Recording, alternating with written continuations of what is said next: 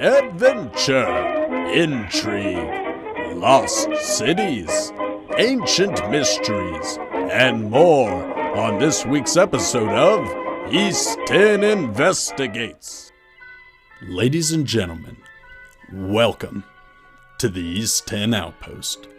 I'm Cody, and I'm going to be your guide this week into a subject that, the more I researched, I realized was something straight out of the Twilight Zone. So, as the great Rod Serling would say, tonight's episode is somewhat unique and calls for a different kind of introduction.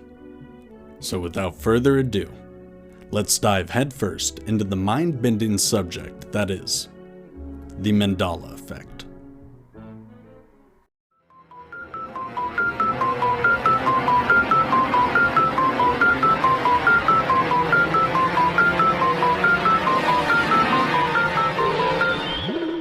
On the periphery of our reality, there is a veil. Beyond it are sounds, our sights, our ideas, conspiracies, and curiosities worth investigating here at the East10 Outpost.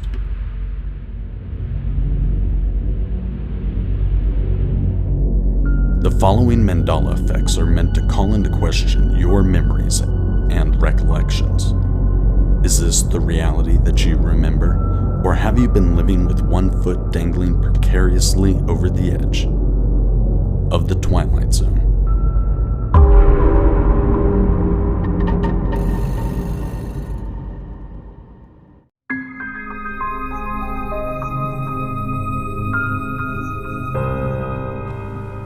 Fellow South Africans, our beloved Nelson Rolihlahla Mandela, the founding president of our democratic nation, has departed.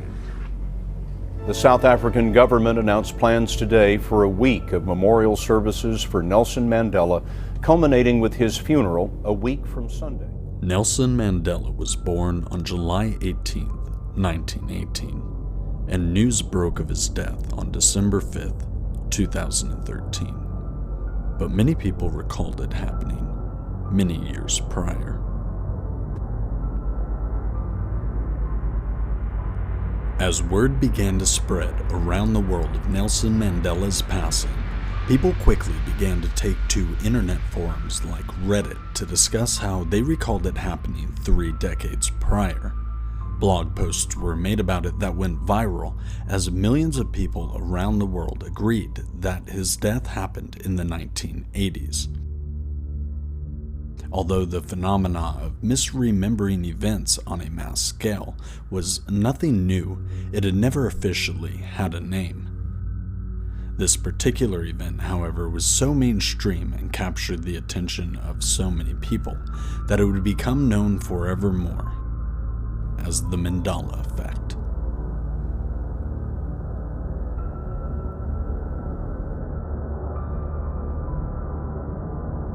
The 1990s were rife with comedic children's movies that served to provide a deeper underlying moral lesson. The movies were well-intentioned but oftentimes generic and forgettable.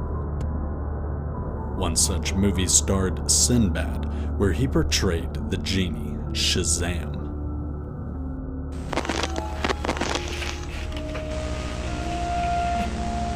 What are you doing? Dad could have thrown out all of Mom's stuff. He just couldn't have. James, there's gotta be something he forgot here. Something real we can remember her by. Hey, we have our memories. They're real. No one can take that from us. Yeah. Clean this up. Can you imagine if Dad saw this mess? Really hooked on them. Bless you.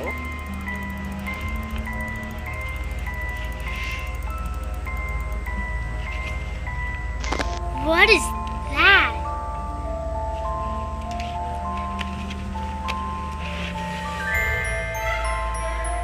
Whoa.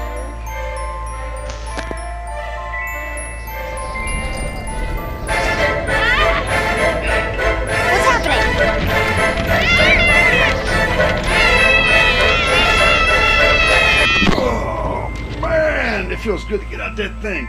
Oh, kind of cramped up in there. Should have took you long enough, Tina. Wait, y'all are not Tina. Kidnapper! Wait.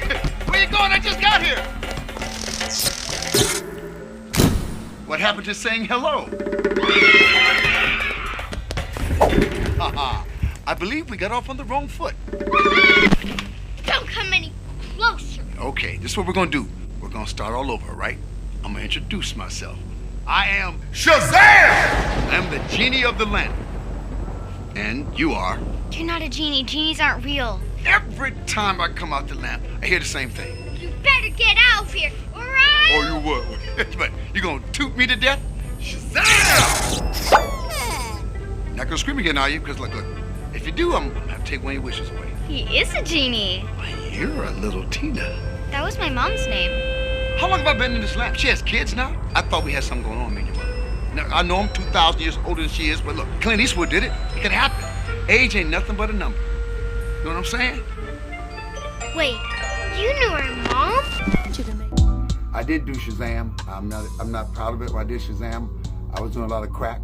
I was staying in crack houses, and I did Shazam for crack money.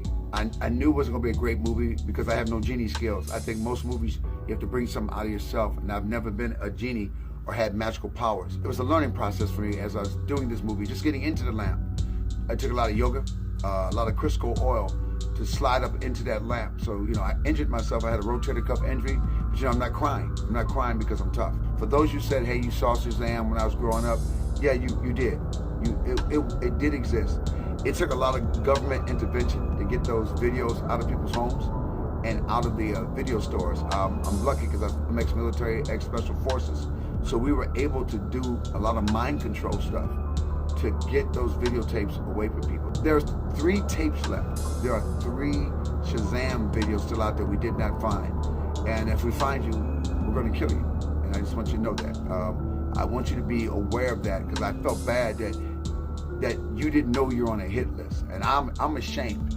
I'm totally ashamed of that. But I'm just saying, if you have that Shazam video, you're on a short list to have an assassin come to your house. So I'm not telling you what to do. I'm not saying, hey, if you want to post it on Twitter or something, say, hey, I got the video, but that means your whole family's gone. And I'm just trying to put that out there because I feel bad because of my weakness, not admitting that I did Shazam when I was a bad place in my life. I was in a bad place in my life. And I just want to tell people, it gets better. It gets better. Right? Hang in.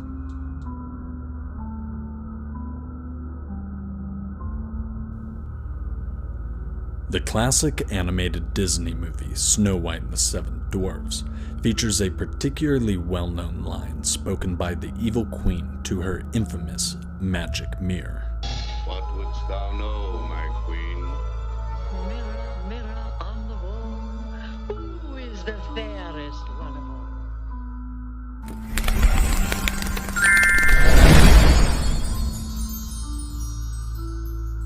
Fans of Disney would certainly also remember the intro to many of their favorite movies being Sleeping Beauty's castle with Tinkerbell flying over it, leaving an arch of pixie dust in her path, and using her wand to dot the I.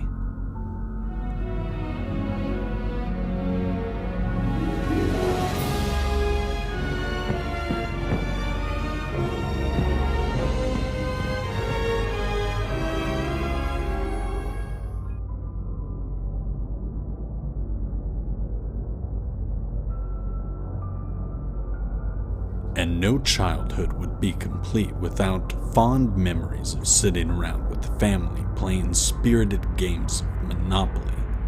The instantly identifiable symbol for the game, Uncle Moneybags, has a signature and iconic look, almost as iconic as the game itself, with his top hat, tuxedo, cane, well-manicured mustache, and of course, who could ever forget, his monocle. That's quite a wrap you're wearing. Perhaps I could get you some fluffy new slippers made from the heads of innocent and defenseless baby seals. Who is this ghastly man? Ace Ventura, pet detective. And you must be the Monopoly guy. just for the free parking. Presented for your consideration. Stay curious.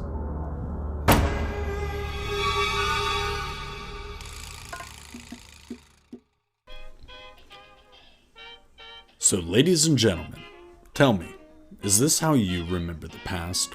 Or do you recall these 5 stories a little bit differently? And if so, what could be the cause of these memory differentials?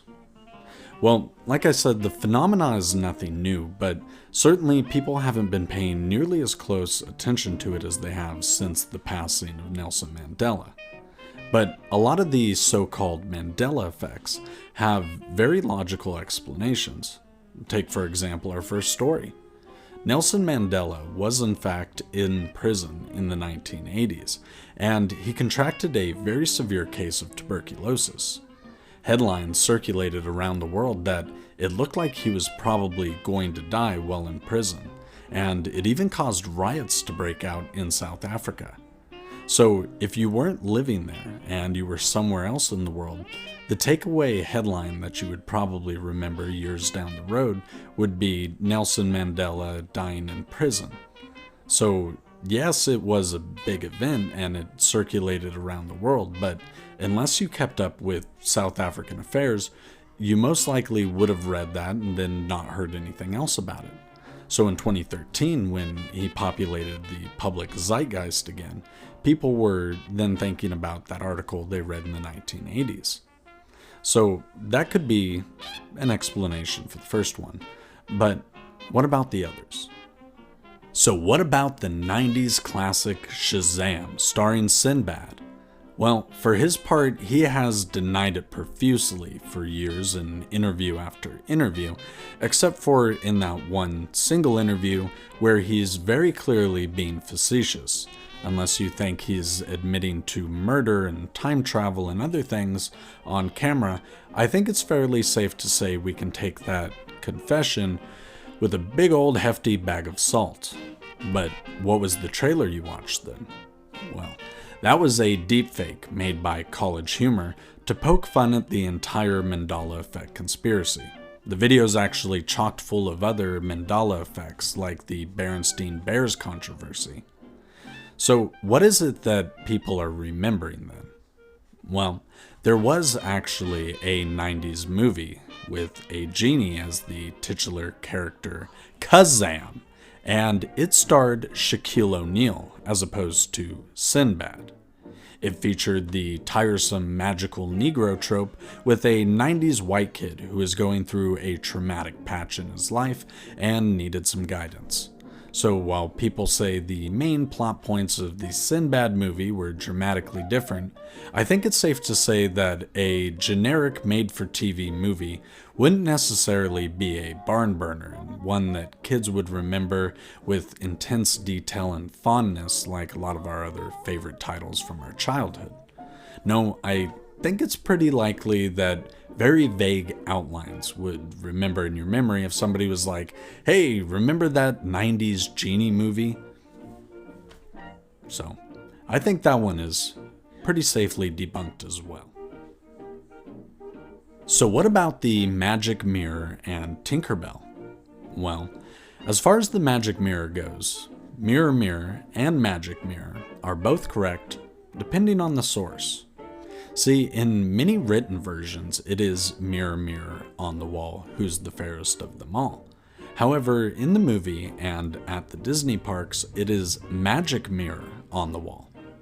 I personally can recall a Disney interactive point at the theme park where you would walk up to the Magic Mirror, and to activate it, you had to say, Magic Mirror on the wall, and then it would talk to you. So that's the one I always remembered, but for many people who have read the story, they remember Mirror Mirror on the wall, and just assume that the movie says the same thing. And as far as Tinkerbell goes, well, that one's also a little tricky, because depending on how you consumed your Disney movies, you may remember Tinkerbell flying over the castle and dotting the logo, just not in the primary DVD and VHS intro logo.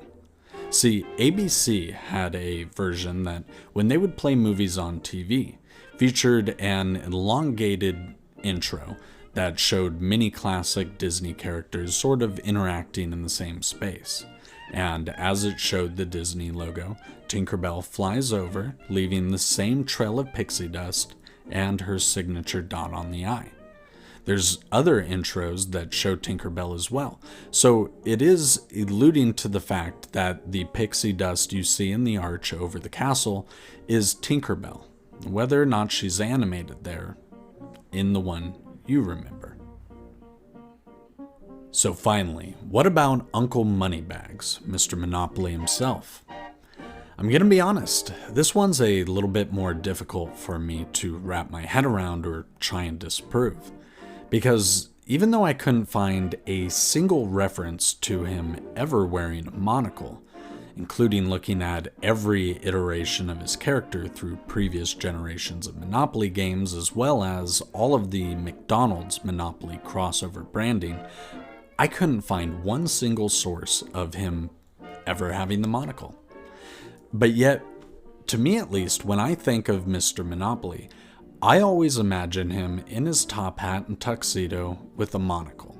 And clearly it's a relevant enough reference that the writers of Ace Ventura wrote it as a joke in the film, giving it very clear attention, and they assumed that the reference was on point enough that audiences would understand it and find it humorous. If he had never worn a monocle and that association didn't exist, how did it ever make it past the cutting room floor? So that one, I gotta be honest, is really the most compelling Mandela Effect I've seen yet. Well, my friends, there are many, many more Mandela effects that we could take a look at. So if you enjoyed this today, let me know down in the comments, and I would love to return to this subject sometime in the future.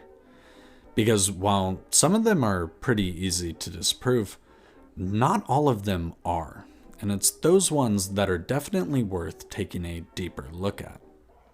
See, it's been proven beyond a shadow of a doubt that collective consciousness is definitely a thing.